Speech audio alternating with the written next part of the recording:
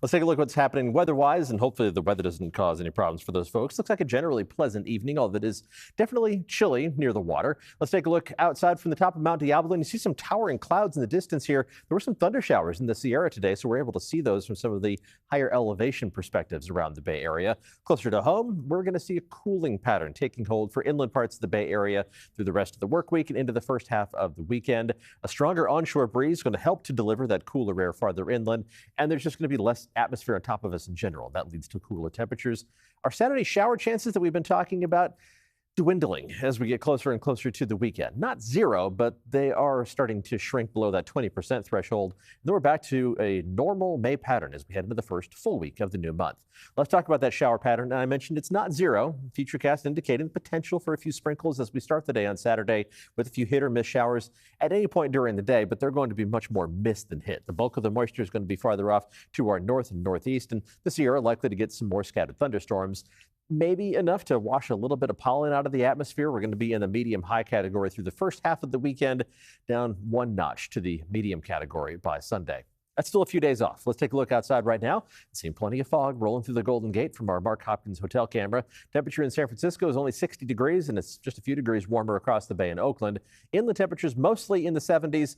It's 81 degrees right now in Concord. It'd have the warmest spots breaking 80 degrees. I think those are going to be few and far between as we head through the day tomorrow. Let's take a look at Futurecast and simulate the fog as we head through the rest of tonight. And with less atmosphere on top of us, the marine layer gets a little bit deeper, and it makes more of a push across the bay and into the inland valleys, specifically the North Bay and the Santa Clara Valley, and a little bit trying to make its way through the gaps in the terrain, sneaking into the Tri-Valley by early tomorrow morning. That won't last long, and the fog, even in the North Bay and the Santa Clara Valley, shouldn't last till late morning. And once it backs up to the coast, we'll see our temperatures starting to warm up. But we're going to be back to almost exactly normal high temperatures for tomorrow, which means mostly 70s inland. 73 degrees in San Jose, technically a couple degrees above normal. Mid-70s for Los Gatos and Morgan Hill. The warmest spots will be around 80 degrees in Antioch and Brentwood, mostly mid to upper 70s east of the Oakland Hills. Mostly 60s around the bay, a few degrees below average for San Francisco and Oakland, and only mid-50s along the coast, with the North Bay getting up into the upper 60s and low to mid-70s as you go farther and farther inland.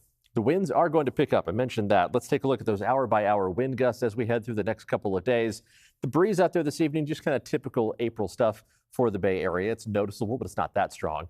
But we kick it up a notch tomorrow. More wind gusts in the 20 to 30 mile an hour range, and another category higher by Friday. Short of a wind advisory, but it is going to be blustery out there, especially by Friday afternoon. Some coastal gusts approaching 40 miles an hour.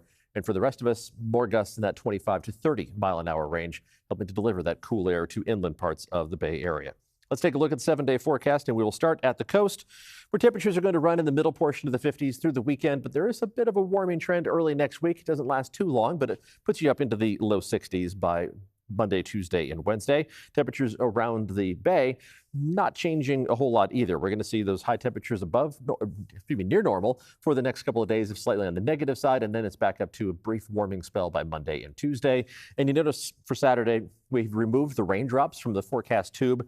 It's not a 0% chance of rain, but it is diminishing rapidly. So I think any outdoor plans, you're good to go. Just have an indoor alternative just in case one of those showers does pay you a visit. Inland temperatures one day in the 80s next Monday, then it's back down into the 70s.